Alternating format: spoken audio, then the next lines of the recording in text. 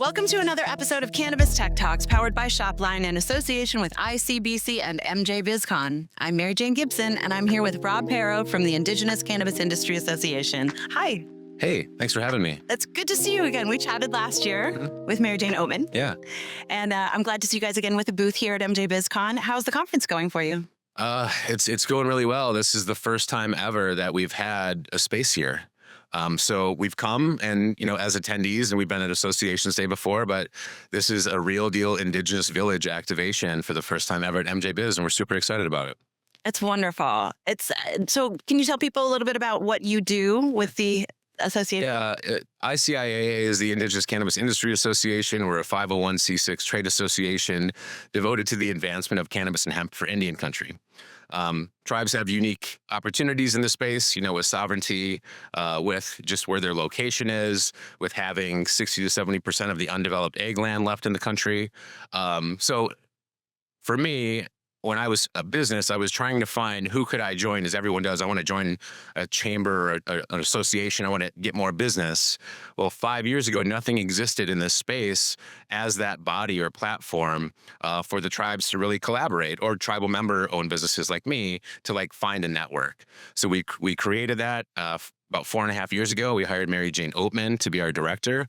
And things have really taken off to where in year 1, we weren't even at MJBiz. And year 4, we're sitting here with a big teepee with smoke coming out of it at the village. It's amazing. Right? So what do the conversations look like that you're having right now?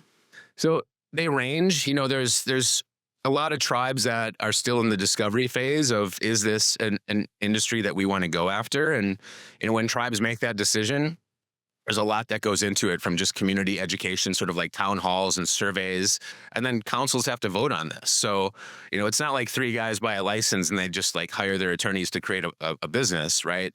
There's a full community investment into making this decision, because this is not just a one-off business. They want this to be sustainable. So you have tribes that are investigating the industry, and then you go to the nth degree and you have the Puyallup tribe in Washington that has been in business for, 10 years, is doing massive production, multi-million dollars a month, multiple dispensaries, and are really just here looking for equipment and other vendors, right? So, and now everything between that, as emerging markets open in Minnesota, the White Earth Nation is the only flower that is basically being provided to all legal growers in the state, because no one else has been able to grow yet except for the tribes. So there's all these kind of early to market access opportunities, and again, some more, I would say, solidified businesses that have been around for a while, and then those emerging. So a little bit of everything in between, but the conversations have been great. Everyone's so excited to just be together at something and actually have a space for Native country. It's wonderful to see. What are you finding is the main barrier to entry for people who are interested in getting into the industry? It's still stigma. It's still, there's a lot of trauma, within a lot of Native communities. So getting past the stigma of, we're not just bringing another substance into our community. This is actually a wellness. This is a medicine, right? So that's always, I would say the first barrier. But what we're finding is it's actually the elders that are rubbing salves on their elbows and knees and eating gummies to sleep at night that are actually seeing the opportunity and empowering, the leadership to, take these chances, but educated risks, right? So that's the other part, is capacity. So let's say a tribe wants to do this. They make a decision to do it. Who do they hire? Can they trust who they hire to come in and make sure they're going to do what they said they're going to do?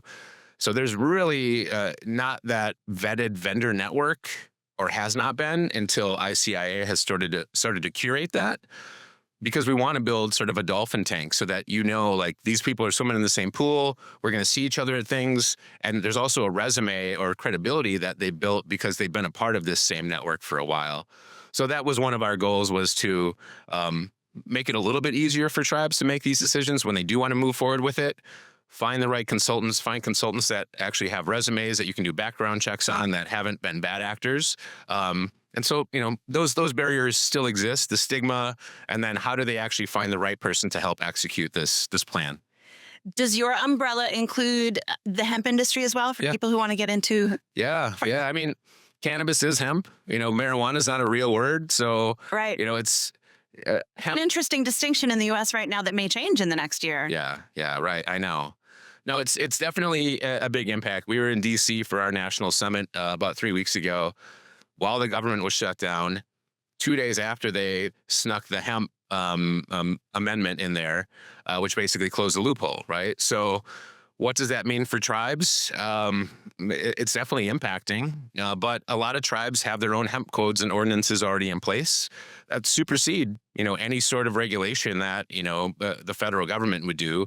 Now, there are USDA approved hemp plans that tribes have adopted, but tribes have an opportunity right now to, again, curate their own regulation, just like tribes that have curated their own regulation to go full legal with above 0.3 cannabis, like Eastern Band of Cherokee in North Carolina.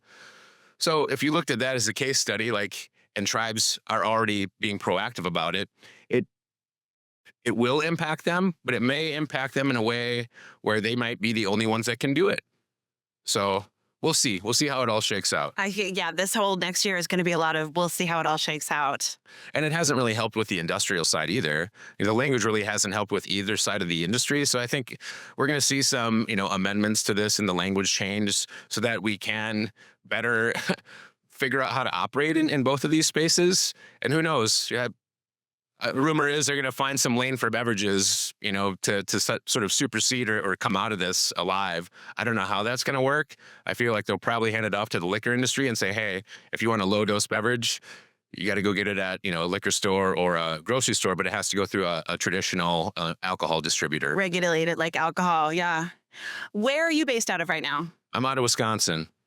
So we have gas station weed in Wisconsin. Okay. We have no medicinal, we have no recreational, we have hemp all over, and then we drive to Illinois, Minnesota, or Michigan to get our above 0.3 legal cannabis. But it's a messy market right now. We do have a medicinal bill on the floor in Wisconsin that a coalition that ICIA and myself helped form called Wisconsin Wellness .info has been working for the last year and a half, applying pressure. We have a Democratic governor and a Republican-led House and Assembly, so it's really quite difficult. And the Republicans are very adverse to full rec, but very pragmatic about medicinal, where the Democrats want full rec. We just really need something, to come into place for people who need medicine and to protect them, from being criminals. So it's again, we're watching all these other states around us, specifically Minnesota, and why can't we do something? But we are doing something. There's a medicinal bill, and hopefully this spring, we can get that, pushed through. How do you stay powered up when things feel exhausting? Coffee and Gatorade. No, I think it's conversations, talking with you, and just talking about what everyone has going on. And, if you're not executing at a high level, everyone here is doing that. So it inspires me when you talk to other people that are doing the same thing, right? So I get energized talking about the industry, finding out what everyone else is doing, figuring out how to help solve problems that we're all probably facing. That gets me up. I feel like we're all in this together. This is a big, beautiful plant that we used to go hang out in the parking lot and smoke weed together and get to know each other more because it's kind of for the introverts, right? And now we're mainstream. Yeah, and the community gatherings are so important. 100%. Do you have any big meetings coming up in the next few months or calendar year? So we just had our big national DC summit 3 weeks ago. This is obviously a big one. What we do have in 2026 is we always go to the Reservation Economic Summit. It's the largest economic development summit in Indian country. Here in Vegas again, it'll be at Caesars. ICIA is heavily involved in the panel selection and education topics there. And this is all industries outside of gaming for Indian country. It's only been in the last 2 years through the work of ICIA that we have now gotten hemp and cannabis to be topics of conversation for economic development, which only makes sense, right? So we're excited about that. We'll have a bunch of our partners down there. We'll have an activation at Res. And yeah, indigenous cannabis, there's over 100 of the 574 that are engaged in cannabis and hemp in some form or fashion. ICI helped create the first map this year to actually showcase that. And so there's a lot of momentum, and we're excited about it.